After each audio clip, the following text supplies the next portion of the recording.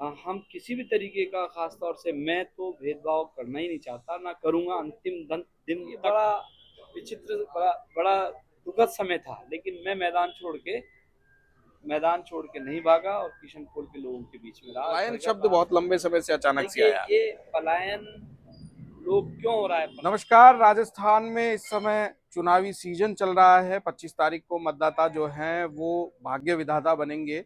और इस वक्त हम किशनपुर विधानसभा में हैं, जहां से कांग्रेस के प्रत्याशी अमीन कागजी जो हैं उनको फिर से एक बार कांग्रेस ने मौका दिया है। कागजी साहब, किन मुद्दों को लेकर अब आप चुनावी मैदान में उतरे हुए हैं और चुनाव प्रचार कर रहे हैं? देखिए, हम विकास पे चुनाव लड़ रहे हैं।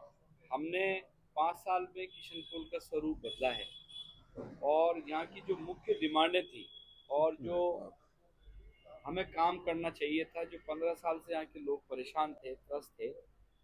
यहाँ का इंफ्रास्ट्रक्चर के तौर पे सारी चीज़ें कॉन्स्टिट्यूंसी जर्जर हो गई थी। 15 साल में कोई काम नहीं हुए। सैटेलाइट हॉस्पिटल की यहाँ बहुत बड़ी डिमांड थी सालों से, वो हमने करी। लड़कियों की 40 साल पुरानी लड़कियों के कॉलेज की डिमांड थी, वो हमने करी पूरी। उसका निर्माण चल रहा है। दरबार स्कूल एक भव्य बिल्डिंग अंग्रेजी माध्यम की बना दी हमने। सारे स्कूलों का नवीनीकरण कर दिया, सारे मंदिरों का जीर्णोद्धार कर दिया, मस्जिद में भी काम, जामा मस्जिद का भी काम कराया, सारी सड़कें नई बना दी। आज की तारीख में 400 करोड़ से अधिक के वर्क ऑर्डर हमारे हाथ में हैं, जो काम होने हैं। तो बस समझता हूँ कि हम सारी चीज़ें छोड़कर हम विकास पे इलेक्शन लड़ रहे हैं, और ऐसा विकास जो मूलभूत सुविधाओं से लोगों की जुड़ा था, उसका हमने काम किया। हम नफरत की राजनीति नहीं करना चाहते, हम ध्रुवीकरण की राजनीति नहीं करना चाहते। हमने हर धर्म, मजहब और सौहार्द के साथ काम किया, कोई भेदभाव नहीं रखा। ये हमारी उपलब्धि है। 5 साल आपने पूरे काम किए, खूब कह रहे हो आप, फिर आपको एक बार मौका मिलने वाला है। क्या 3 ऐसे काम जो पहली प्राथमिकता से अमीन कागजी किशनपोल में करें? देखिए, सबसे बड़ी बात तो यहाँ पर जो सीवरेज की हालत खराब है, उसका हमने 270 करोड़ रुपए का हमने वर्क ऑर्डर करा दिए। उसके टेंडर हो गए, उसका आमूलचूल परिवर्तन करेंगे। किशनपुर की एक बड़ी समस्या ये कितने सालों से, कितने सालों से ये लगभग? तो कभी जब शुरू में डली थी, उसके बाद ना इसका सर्वे हुआ, ना लेवल सर्वे हुआ, ना इसकी डिमांड, मतलब इसका जो टेक्निकल सर्वे वो नहीं हुआ। तो हमने इसका टेक्निकल सर्वे कराया, इसका हमने फिजिबिलिटी स्टडी बनाई कि भाई इसको किस तरह से, क्या प्रेशर है, क्या कहाँ पर कितने इंची की लाइन डलनी चाहिए, ये सारा हमने करके एक अच्छा प्रोजेक्ट 270 करोड़ का हमने चार दीवारी के लिए किया है।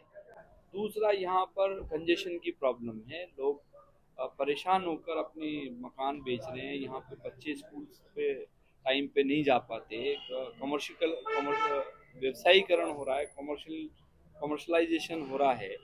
इसको हमें रोकना है, ताकि लोगों की ज़िंदगी बेहतर हो, और वो तभी रुकेगी जब यहाँ का लिवलीहुड, यहाँ की रहन सहन जो है वो अच्छा हो। हम यहाँ लोग ई रिक्शा से बहुत परेशान हैं।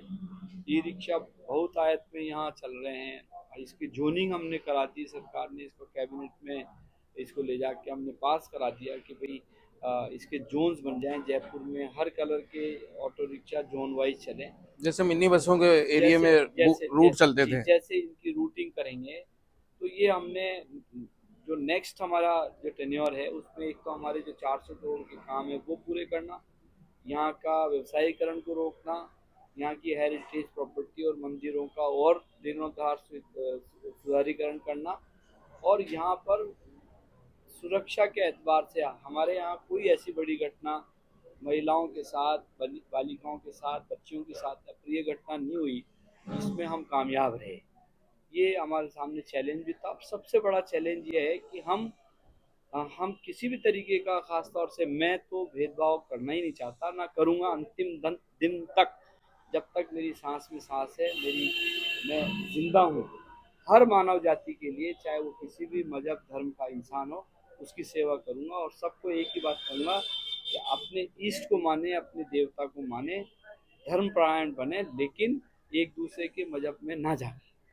एक अभी अपन जब बात कर रहे थे अनऑफिशियली, जब आप बता रहे थे कि कैमरे मेन रोडों पे तो है, अंदर की गलियों में कुछ क्या करना है? मैंने 1 करोड़ रुपए दिए हैं कमिश्नरेट को, मेरे विधायक कोटे से, और उसमें सिर्फ और सिर्फ जो अंदर के हमारे जो रेजिडेंशियल एरिया हैं, रेजिडेंशियल एरिया जिसमें 1 करोड़ रुपए का मैंने बजट अलॉट कर दिया, और उसमें मुख्यतः जो हमारी चौकड़ियाँ हैं उनको सब तरफ से हम जो है ना कैमरे लगा रहे हैं, ताकि हमारी कोई भी अप्रिय घटना हो या कोई भी हमारी बहन बेटियों के साथ कोई बदतमीजी करने की कोशिश करे तो उसको तुरंत ट्रैप करा जाए। इसकी मॉनिटरिंग कौन करेगा? इसका सारा कनेक्टिविटी जो है उसकी अबे कमांड सेंटर से हो। ये तो बात हो गई। अभी आपने अपने खुद के एक जवाब में कहा कि व्यवसायीकरण हो रहा है। पलायन शब्द बहुत लंबे समय से अचानक से आया। ये पलायन लोग क्यों हो रहा है पलायन, ये किसी मोटिवेशन, किसी परेशानी या किसी उससे नहीं हो रहा है, ये कोई इंसिस्ट नहीं कर रहा है जान करके। इसके पीछे लॉजिक है जो लोग समझ नहीं पा रहे। हमारा शहर पुराना शहर है, जब यहाँ पे हवेलियाँ 2 चौक 3 चौक की या मल्टी स्टोरी बिल्डिंग यहाँ बन गई, जब किसी जमाने में किसी आदमी ने यहाँ पे एक हवेली बनाई, उस हवेली का वो अकेला मालिक था। अब during a period of 50 years 70 years 70-80 साल में मल्टीपल फैमिलीज हो गई उसके अंदर, उसके बेटे पोते आ गए, पीढ़ियां तो बढ़ गए, पीढ़ियां बढ़ संख्या बढ़ गई, गई। उसमें संख्या बल बढ़ गया, उसमें उनका जीवन जो जीने की लाइफ स्टाइल आज के बच्चे पसंद नहीं करते। आपको पता है कि आप कॉमन बाथरूम यूज करें, आप कॉमन किचन यूज फिर करें, 2-3 व्हीकल्स भी आएंगे फिर दो उनके। तीन व्हीकल, कारें, आज हर घर में कार भी चाहिए, कार खड़ी करने की प्रॉब्लम है। तो लोग अपने आप, अच्छा महंगी हो गई जमीन, उनके 1000 गज का प्लॉट जो है वो 10 करोड़ का हो गया, मान लीजिए 10-12 करोड़ में बिकता है। तो जो तो 2-3 परिवार जो हैं वो अपना जीवन सुधारने के लिए, लाइफ स्टाइल चेंज करने के लिए यहाँ से जा रहे हैं। इसको कुछ लोग इसको पलायन बोल रहे हैं, अच्छा, जबकि वो अपना वो लोग जो उनकी हवेली। लाइफ स्टाइल जो है ना वो चेंज कर रहे हैं। वो हर बच्चा ये चाहता है आज का कि मेरे पास अच्छी कार हो, मेरे पास अच्छा फ्लैट हो या बंगला हो, मेरे को पार्किंग की प्रॉब्लम नहीं होए, मेरे बच्चे स्कूल टाइम से जाएं, वहाँ से टाइम से आएँ, इमरजेंसी में मैं तुरंत से जहाँ जाना हो वहाँ चला जाऊँ। ये थोड़ा सा इसको लेकर लोग बाहर पलायन कर रहे हैं। तो ये जो पलायन कर रहे हैं, फिर उन हवेलियों में क्या हो रहा है फिर? इसमें कमर्शलाइजेशन हो रहा है, अच्छा, वो मतलब टोटल कमर्शियल गोदाम एक्टिविटी टाइप हो रही, में। गोदाम बन रहे हैं, और काफ़ी चीज़ें ऐसी हो रही हैं जो मतलब शोरूम बना रहे हैं लोग, गोदाम बना रहे हैं, किराए पे दे के जा रहे हैं। तो ये पलायन नहीं है, बेसिकली लोगों ने अपना जीवन स्तर सुधारने के लिए ये काम किया है। एक इसका अलग हटके अपन बात करें कि सामने बीजेपी ने जो प्रत्याशी उतारा है, क्या स्थिति है? चुनाव कितना मानते हैं उनसे टफ होगा आपका? देखिए, हमारी लड़ाई विचारों की लड़ाई है, हमारी लड़ाई सिद्धांतों की लड़ाई है। कैंडिडेट कुछ भी हो, मजबूत कैंडिडेट, हल्का कैंडिडेट, इससे हमारे हमारे इलेक्शन की प्रभाव नहीं डालता। हम हमारे जो काम है, जो हम मेहनत करके इलेक्शन लड़ना चाहते हैं, घर घर जाकर, मैं रोज 15 किलोमीटर चलता हूँ, रोज पैदल चल के एक एक घर में दस्तक देता हूँ, उनसे विनम्र निवेदन करता हूँ कि इस किशन पोल को अगर बचाना है, इस किशन पोल को सांप्रदायिक सौहार्द बना के रखना है, यहाँ की गंगा जमनी तहजीब को बना के रखना है, तो आप मुझे वोट करें।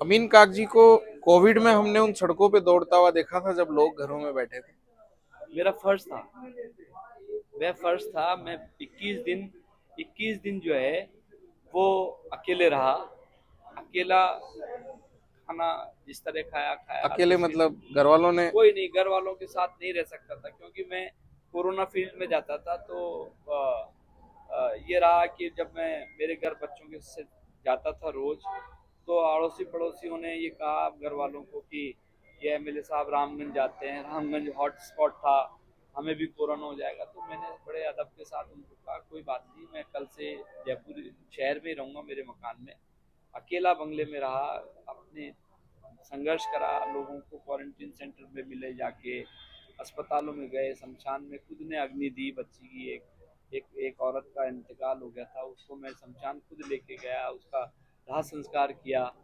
तो ये चीज़ें भुलाई नहीं जा सकती, जो मेरा लगाव यहाँ के लोगों के साथ। दूसरी बात क्या है कि यहाँ के लोग बड़े निहायत शरीफ हैं।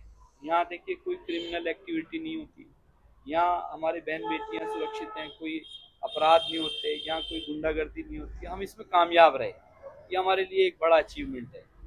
तो जब अचीवमेंट अच्छा होता है तो दिल ठीक रहता है, मन ठीक रहता है कि लोगों की सेवा भाव करें, लोगों की खिदमत करते रहें। और यही एक जनप्रतिनिधि का काम होता है कि लोगों का दिल जीतें, लोगों की मुसीबत के समय खड़े रहें। कोरोना जैसा समय जब पूरी दुनिया अपने बच्चों ने अपने माँ बाप को छोड़ दिया, माँ बाप ने अपने हस्बैंड ने वाइफ को छोड़ दिया, वाइफ उनके शक्ल देखने से महरूम रह गए, लोग बाग कई अपने रिश्तेदारों की, सरकार ने ही दफनाया कफनाया अंत्येष्टि करी। तो ये बड़ा विचित्र, बड़ा बड़ा दुखद समय था। लेकिन मैं मैदान छोड़ के नहीं भागा और किशनपोल के लोगों के बीच में रहा, घर घर राहत सामग्री पहुंचाई। मुख्यमंत्री जी से कोविड के दौरान जो मांगा वो मुझे मिला।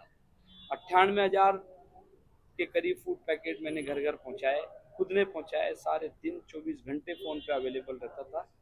अब इससे ज्यादा और क्या कहें। ये तो बात हो गई, लेकिन अब बड़ी चुनौती अमीन कागजी के सामने है। जैसे ओवैसी ने एक दौरा कर दिया, अब आगामी दिनों में मोदी का भी एक दौरा है।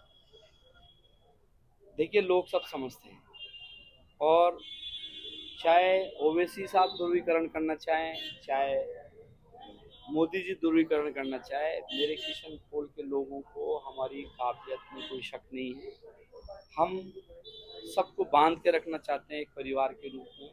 हम कोई भेदभाव करना नहीं चाहते। हम ईमानदारी और निष्ठा के साथ में सरकार की जितनी भी नीतियां हैं उनको घर घर पहुंचाने में, उसका लाभ दिलाने में कामयाब रहे, उसी का ये हमारे सामने बड़ा काम है। तो हम किसी से डरेंगे भी नहीं, झुकेंगे भी नहीं, और ईमानदारी से सबको एक परिवार के रूप में साथ लेके इलेक्शन लड़ेंगे।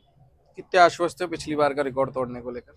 निश्चित तौर से जो हमारे हमारे जो कार्यकर्ता हैं, जो हमारे साथी हैं, जो हमारा कांग्रेस का नेटवर्क है, वो घर घर में हमारे कार्यकर्ताओं ने मदद करी। लोगों को सरकार की नीतियां, जो महंगाई राहत कैंप चले उसमें एक एक घर को हमने रजिस्ट्रेशन करा, उनको फायदे पहुंचाए। तो लोग हमारे साथ हैं। ये थे किशनपोल से वर्तमान विधायक और जो वर्तमान में प्रत्याशी भी कांग्रेस की यही है, अमीन कागजी, जो आश्वस्त है अपनी जीत को लेकर, क्योंकि जो काम किए हैं उन्हीं के आधार पे ये लोगों से अब वोट मांग रहे हैं। नमस्कार।